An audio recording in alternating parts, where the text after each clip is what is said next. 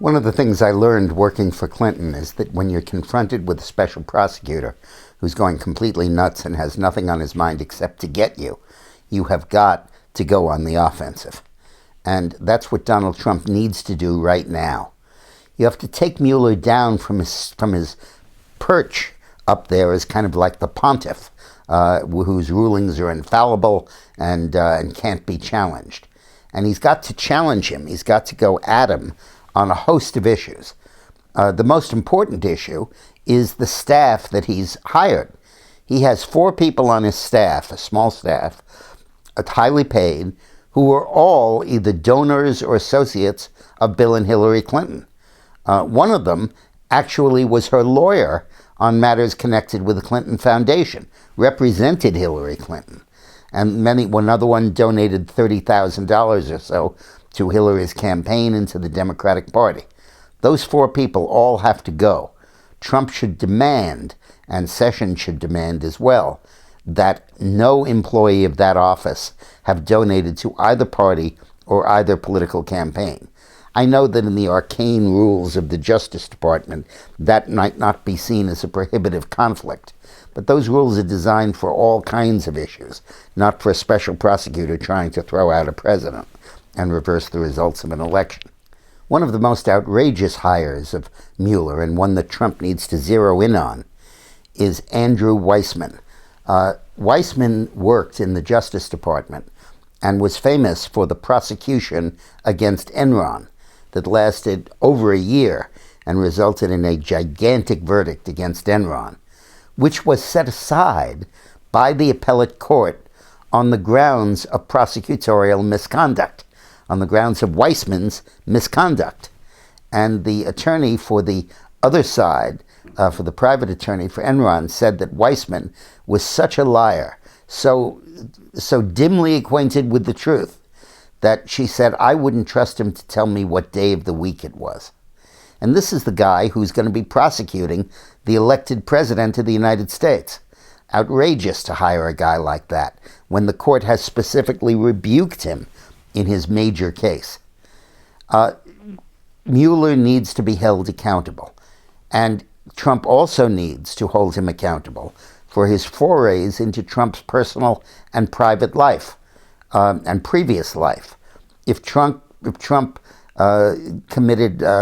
did something when he was 20 years old or 30 years old, that has no bearing on whether the 71-year-old is eligible to continue as president.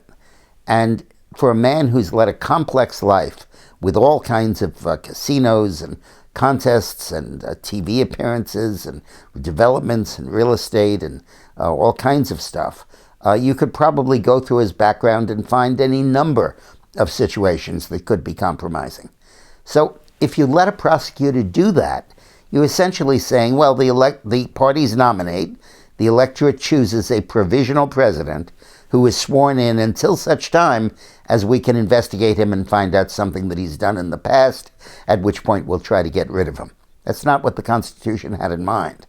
And Trump needs to be aggressive in confronting Mueller on this stuff, particularly so that when the going gets heavy and you get into the thick of the investigation, Mueller doesn't have a whole lot of credibility.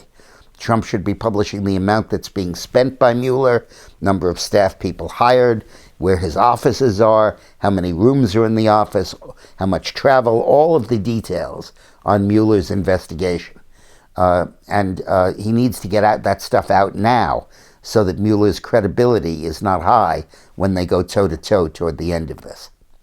Thanks for watching. Now, if you're interested in more information about this whole Russia-Trump situation and the whole accusation of collaboration and collusion, we expose it all. It's about time, but we tell the truth and we expose it all in our new book called Rogue Spooks, The Intelligence War on Donald Trump.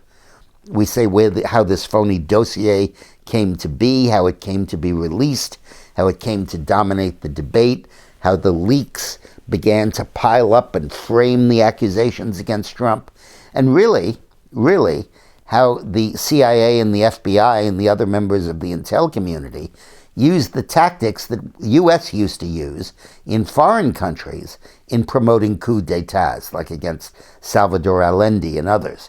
And that essentially this was an effort to destabilize Donald Trump and the government of the United States. So click on the link at the end of this video and get a pre-order copy of the book. It comes out on August 15th. But if you click now, I'll send you an autographed copy. The way it works is if you click on Barnes & Noble's or Books A Million, they'll send you the autographed copy on publication date. If you click on Amazon, they won't do that. They'll send you a book. But go to my website and click on a link that I specially put together there to get a signed bookplate that we'll mail to you.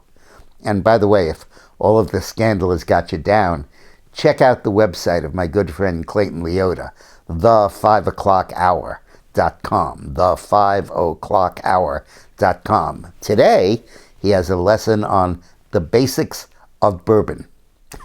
Thanks for watching.